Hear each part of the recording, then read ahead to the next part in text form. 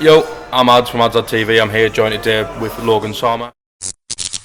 I feel personally that, you know, the North East scene, like I say, Sunderland, Newcastle, Middlesbrough, all that stuff, there's a lot of grime here, but I feel like it's not focused on as much as Manchester and, like you say, Birmingham and all them places. What do you think it is? Do you think it's the accent barrier why this scene isn't getting the recognition that I think it deserves? What do you think? I think maybe 5 years ago accent was an issue, you know, but people are so accepting of accents now that I don't think it's an accent issue, to be honest with you. I think it's more a visibility issue, a profile issue, because people just aren't aware that there's stuff going on in these places, you know. Like for me, I think it's really important to build around brands and parties. I think that's really, really important, you know. Like if you've got like a regular party that people can look to and go, okay, yeah, like that. I'm seeing all these artists that I know already going and playing there every month, you know. People then start to realise that there's a scene, you know, and then start realising there's a scene, you start to check for it a bit more. And the thing is, if you're booking like acts that people know, alongside them, then you book the local acts as support, they build up their fan base, that way as well. People are seeing them more regularly. They get their local scene behind them, and of course. that's how you can build your own fan base up. So for me, I think it's more like an infrastructure thing. I've always said, even from the start of grime, like it's really important to like have your own local fan base on lock. Definitely agree with that as well. And obviously, when you look at other social media platforms doing the urban scene, like SBTV, Grime Daily, Link Up and all that stuff, and obviously Ads.tv in the North East, how do you think Ads.tv could do something differently to what's already been done there, but to still push that grime scene? I think just keep it relevant to your culture and your area. Do you know what I mean? Like there must be some differences in how people go out, how people, you know, embrace the differences, man. Like make it. There's nothing wrong with taking a template. Like that's what everyone does. You look at a successful template and then you apply it to what works for you. So if you look at what all the successful channels are doing, don't straight up and down copy it. Do you know what I mean? Like, don't do like an F96 or something. You know what I mean? Like, but like, if you see what works for them, take the template, and then do something that works for you around that. Like, but that enhances your uniqueness. You know what I mean? Like, definitely. Because obviously there's a unique. When I come from Brentwood in Essex, right? So where I live is going to suffer the same problem as Newcastle, in that when you look at that area, the first thing you think of is a rubbish TV show full of people with fake tan and weave. So when people in the rest of the UK think of Newcastle, they think Geordie Shore.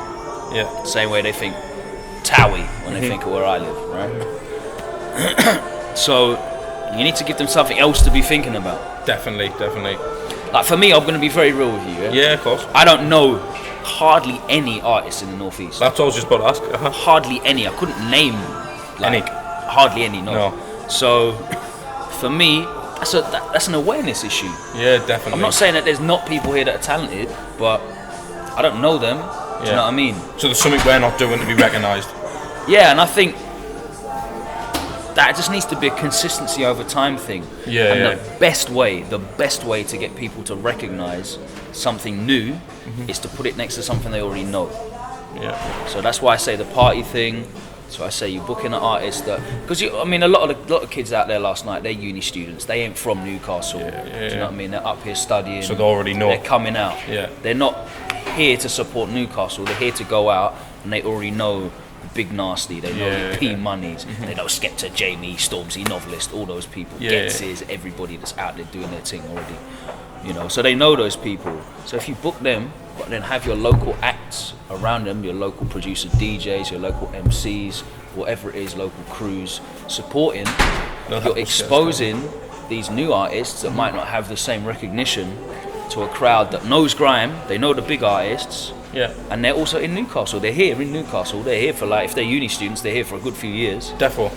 So I mean, that's your audience. That's your target audience. So that begs a question for me then. So for artists that keep grinding, keep doing their thing, and not getting recognised, how would you what advice or what words of wisdom, if you like, for those guys to, you know, persevere?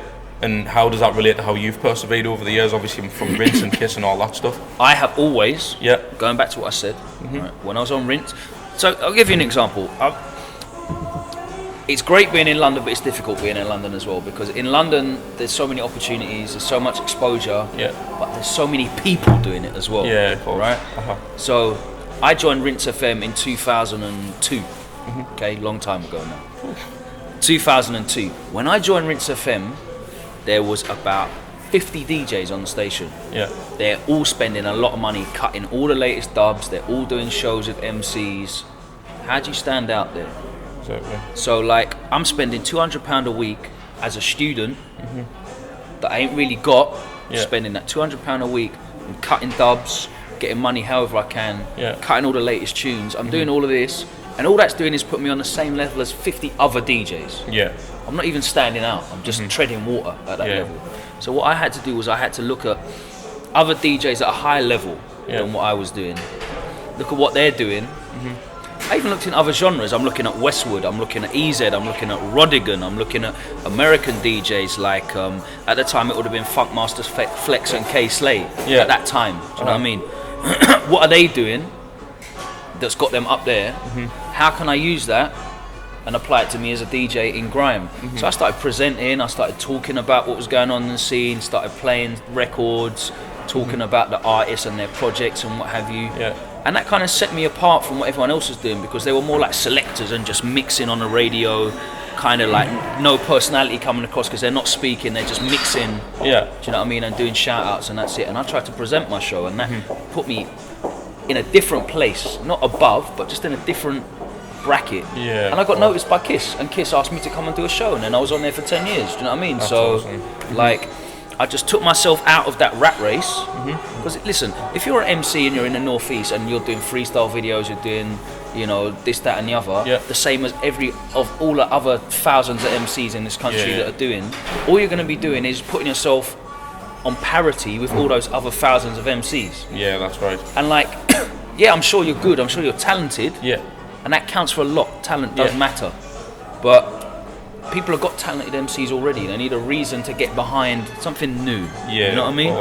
So I think it's really important to see what's working for other people, maybe in different areas, different genres, and try and apply those principles to what you're doing, so that they work within your grime or your rap stuff. You know what I mean? It's more about being unique and pushing that forward than doing all the other stuff. I think it's understanding what makes you important as an artist. I think it's understanding why people should listen to you rather than anyone else. Do you think, see, because I always think that in this day and age specifically, it's imperative that your social media game's on point. Do you think that's as important as what people would think it is? Do you think if you're not on Twitter, you're not on Facebook, you're not on all that good stuff, and you're not making regular YouTube videos, or do you think it's just more about just being that talented artist and, like I say, just coming up with something unique?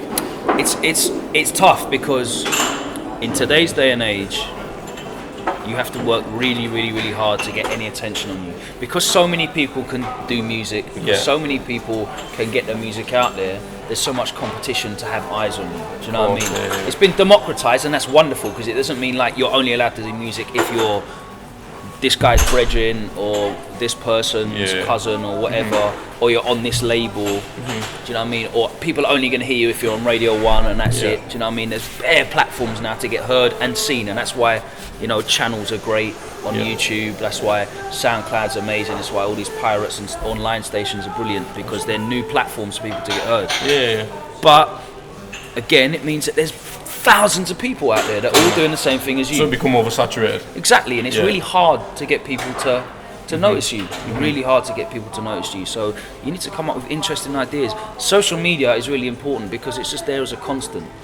Like, if you're serious about doing this as a career, do you know what I mean? Because really, music's a hobby. You know what I mean? I started DJing for fun as a hobby. I started paying out money. I'm paying money for dubs. I'm paying money for subs on the radio to do my shows. Do you know what I mean? I'm paying travel to get to and from the studio. You know what I mean? I'm paying travel to get to and from like recording studios to collect music off people, because it was before people were really on emailing tunes out and stuff. So I had to go and collect CDs. All that money I'm putting in, that's a hobby. I'm investing into that as a hobby. Do you know what I mean? It's not paying me anything. Yeah. If I get a booking, it's for like a bill. Yeah, but if I'm spending 2 bills on dubs that week, so my £100 booking, which I'm glad for, it's irrelevant. Yeah, of course. Because over the month, I'm still down 500 quid. So money in that sense is just a byproduct, innit? Exactly. You know so you can't look at it like that. But you have to just work really fucking hard. Yeah. Because to be able to turn a hobby into a career is the biggest blessing. Yeah. If anyone could do a hobby as a career, we all would. Like, who the fuck's gonna do a 9 to 5, working for someone else, making money for someone else, when you could be doing that stuff you love every day and getting paid for it? So doing a hobby as a career is an absolute blessing. That means you need to work 5 times as hard as anyone else who's just doing a rubbish day job if you want to make it. So things like social media, you need to attack that. Do you know what I mean? You need to be engaging with anybody that cares about your music. Yeah. You need to be posting your music several times a day. You know, collaborating as well. You need to. With as many people. Networking is so important. Yeah. So important. A lot of people are like a bit standoffish because they look at it as breading. From our culture, we don't like to bread. Do you know what I mean? But like really, networking is one of the most important things because you're spreading your awareness, you're spreading your visibility. Do you know what I mean? So if you can work with like-minded people that are on a similar level, look at all these MCs that have come through from London now. Your AJ Traces, your Jams, you know, your Big Zoos, all these guys that are on that sort of level that have come through. Roxfoes, Capo Lees, they all work together. You know, they've all collaborated. You hear them all on each other's tracks, on each other's mixtapes. They all come through together. They're not like a crew. Do you know what I mean? None of them are in like a crew together, apart from like, you know, MTP and YGG and a couple of others. But more often than not, they're just peers on the same level and they're just working with each other. So when something happens to someone, everyone else can. Yeah, like Capo Lee drops a project. I'm listening to that. I'm hearing Rocks. I'm hearing Mike Ty. I'm hearing Quam. I'm hearing Jams on there. Do you know what I mean? That's why it's really important to look at your fan base, build your fan base up, but at the same time, look at the man who's building his fan base up in Cambridge. Look at the man who's building his fan base up in, you know, like Bristol or wherever, anywhere else, Sheffield, all the, you know, like, you look at them, they've got a fan base in that town that's separate as well. Bruv, get some, you know, share some. But I think that's what's hard though, because like I say, like the Geordie accent in particular is very strong. So when you're saying you want to be a UK MC, not just a regional MC, but per se, I hear Geordie accent, I still think UK. It's not like I think anything else. I'm not hearing man spitting in American when they're up here. That would be hilarious, but that would be the funniest thing, like Geordie trying to do American accent. But it's still UK. I remember being on like forums and stuff and seeing people talking about all these farmer MCs, these country MCs, where grime should be for London people. Not really. No. I just care about people making good music that's accessible to lots of people. That just goes off. If the tune goes off, then it goes off. Do you know what I mean? Good music. Bruv, you've got London DJs playing "She Wants a Man from Brum." Like, you heard it from Logan himself. Could I just ask you one more thing, Logan, as well? Did you like me? Ever get to a point before you got to the position that you're in when you thought, I'm never going to get to where I want to be? Did you ever think that? No, you just continued regardless. To be honest with you, it didn't matter. I enjoyed what I was doing. Like I enjoyed what I was doing every day. So that's more important than sort of the destination. Bruv, if you're working just to get results, just to get somewhere, like you are going to reach that point where you're like, no, fuck this is long. I'm going to pack it all in. This MCing lark's stupid. This DJing lark's long. I just enjoyed what I was doing every day, and I made sure that I enjoy the DJing. When I come and play in a club, I enjoy it. When I listen to music, I enjoy it. When I watch other people's sets and freestyles, it's enjoyment for me. It's a career, but I've maintained that hobby aspect. Do you know what I mean? By being a fan of it. I'm still a fan. I'm still a big fan. Like when I get sent a 9 tune, it makes me happy. I'm a collector of shit that I love. You know what I mean? That's it. So, you know what I mean? When I hear stuff that excites me, I still get that same buzz I did when I got to cut Eskimo on dubplate in 2002. You know, like exactly the same thing. Sick. That's awesome. So, bro, so I'm Ads, this is Logan Sama. If you are up in Newcastle again, will we ever get you back on Ads on TV for another chat? Yeah, I guess so. Don't see why not. Of course, awesome. Thanks a lot anyway, mate, for having me on. Absolute pleasure. Cheers, man. buddy. Respect. Sweet.